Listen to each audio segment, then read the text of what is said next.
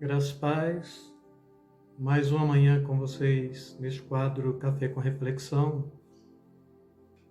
E durante esta semana eu abordei o conceito da igreja em vários aspectos, né? Pegando aí os 3 períodos da igreja na pré-modernidade, modernidade, pós-modernidade. Depois falei a igreja sem centro, depois falei a igreja em que Cristo está do lado de fora. E hoje eu quero falar para vocês e com vocês acerca da igreja como sendo a revelação do mistério que estava oculto. Mas antes eu queria deixar aí para vocês 3 palavrinhas, como sempre, né? Inscreva no canal, ative o sininho, deixe o seu like. E a 4ª palavrinha, se puder ser dita, então é esta mesmo. Se a mensagem foi boa para você, compartilhe para com aqueles que estão distantes. E aí é Filipenses capítulo 1, versículo 26, e um pedacinho do versículo 27, que diz assim: o mistério que esteve oculto durante séculos e gerações, mas agora foi revelado aos seus santos. Vou ler todo o versículo 27. A quem Deus, entre os que não são judeus, aprove dar a conhecer as riquezas da glória deste mistério que é Cristo em vós, esperança da glória. Se a gente faz esta pergunta do ponto de vista mais semântico, o que é igreja? A gente vai falar assim, bom, a igreja ela é uma palavrinha grega que no hebraico, para falar da comunidade de Israel, usava um outro termo. Então, no hebraico é Kal-Hal, comunidade, e hoje, no contexto da igreja mesmo, comunidade está trazendo para o conceito de eclésia. Não é? Mesmo na Septuaginta grega, ou seja, a versão do Velho Testamento pelos gregos, ali por volta do 3º para 4º século, 4º para 3º século antes de Cristo mesmo, 3º século antes de Cristo, já tem essa Bíblia que foi traduzida a pedido do próprio imperador Alexandre o Grande, né, para o grego. Septuaginta grega é o que a gente chama também, então se traduz por Kal-Hal, traduz-se por eclésia também. Mas quando a gente pega esse conceito igreja, a igreja ela não pode existir no Velho Testamento do ponto de vista de que a ação da igreja, sobretudo, ela era uma ação direcionada para a salvação da humanidade, e para a eficácia e eficiência da ação desta igreja tinha que ter algo a mais do que meramente o cumprimento da lei, dos 613 mandamentos por aqueles que se propunham a cumprir, e, sobretudo, distanciar-se dos gentios, senão que para ter um gentio próximo de um judeu, este gentio ele tinha que ser um prosélito, ou seja, ele tinha que mudar a sua nacionalidade, ele tinha que se tornar agora um cidadão de origem prosélita mesmo, então um gentio que se converteu ao judaísmo e por necessidade à nação de Israel. Então seria aí um judeu convertido, não é? Ou um gentio convertido ao judaísmo, então aderindo à realidade da pátria e aderindo aos mandamentos e, sobretudo, passando pelo ritual da circuncisão. Já no Novo Testamento, quando se fala da comunidade, a igreja, necessariamente Paulo ele está falando que a igreja ela traz este aspecto misterioso que jamais o Velho Testamento compreenderia, senão homens santos do Velho Testamento, como Abraão compreendeu, como Davi compreendeu, como Samuel compreendeu, como muitos homens santos compreenderam com muita facilidade esta igreja como sendo mistério, não é? Um mistério que esteve oculto durante séculos e gerações. A lei ela tem uma função: conduzir o homem a Cristo no período da graça.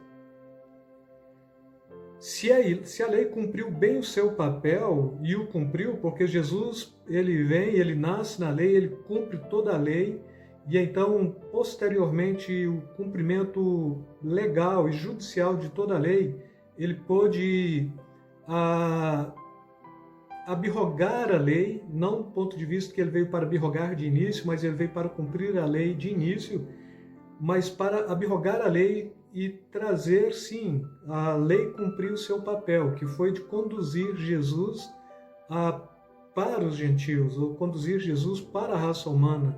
E aí Paulo fala tanto para gregos quanto para judeus, né? Gentios para judeus.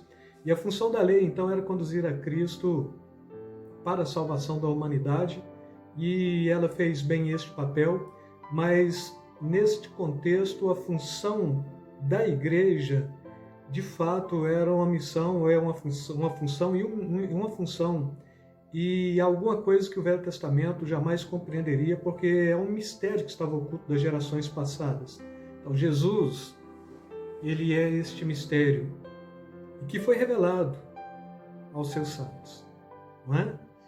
E o segredo deste mistério que é Cristo em vós, a esperança da glória. Então, o que é a igreja? Ponto de vista de um pastor que acompanhava ele bastante quando ainda era pastor de uma igreja presbiteriana, ele traz a proposta de que onde estiverem 2 ou 3 reunidos debaixo de um pé de manga, ainda que seja ali somente um pé de manga, que seja declarado uma catedral. Do ponto de vista deste pastor, ele está trazendo a Bíblia como referência e como verdade. Então a igreja é reunião dos santos. Igreja, do ponto de vista de Hebreus, é a assembleia dos primogênitos aperfeiçoados em Cristo Jesus. Igreja, do ponto de vista do próprio Cristo, é a edificação do seu corpo sobre o fundamento da palavra. Sobre esta rocha edificarei a minha igreja, e as portas do inferno não prevalecerão contra ela. A igreja, então, ela tem esta característica de ocultabilidade do Velho Testamento e revelação no Novo Testamento. E esta revelação, Paulo está falando, Cristo em vós, a esperança da glória. Ou seja, você de fato que pertence à igreja, você que de fato é membro da igreja, você que de fato é igreja militante, você que de fato pode se propor como sendo membro efetivo do corpo de Cristo, você tem que trazer em si que você é um mistério que estava oculto dos séculos passados, mas que agora foi revelado. E este mistério é que Cristo habita em vocês, habita em nós, como esperança da glória. A igreja, como a manifestação de um mistério oculto, ela não está para ser revelada ao mundo. Ela está para salvar o mundo, ela não está para ser motivo de pesquisa científica do mundo, mas ela está para trazer uma palavra de verdade ao mundo. A igreja tem uma função bem específica. Se a gente muda a função da igreja, a gente perdeu o conceito do mistério que estava oculto. Se a gente perde a função da igreja, esse conceito Cristo em vós, esperança da glória, ele não se cumpre.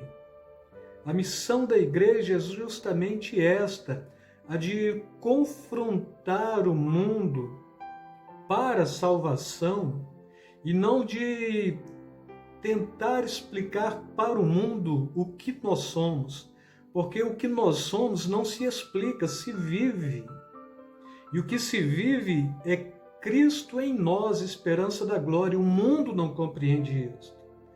O conceito da igreja para com o mundo é único e exclusivamente de proclamar salvação, de propor que o mundo já está perdido, o mundo jaz no maligno.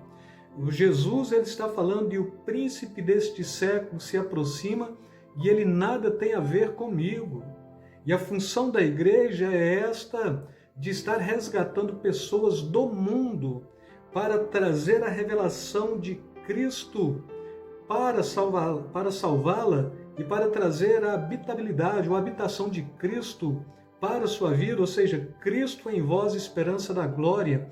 Então, o mundo não habita no mundo. O mundo habita, ou a igreja, perdão, não habita no mundo.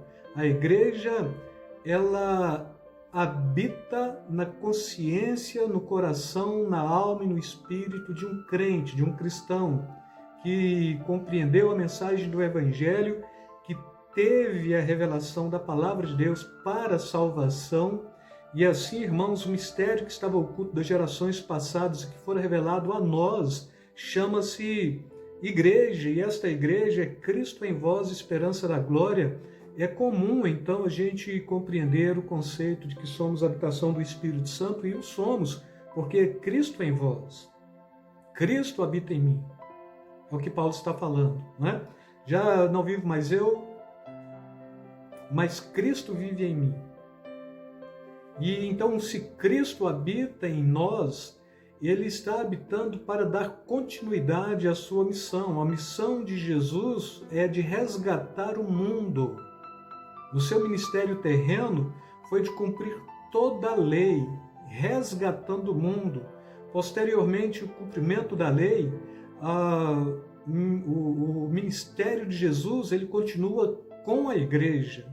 E dentro desta proposta, esta igreja tem por obrigação de não se explicar ao mundo do ponto de vista cientificamente, mas ela tem por função revelar salvação ou proclamar salvação ao mundo.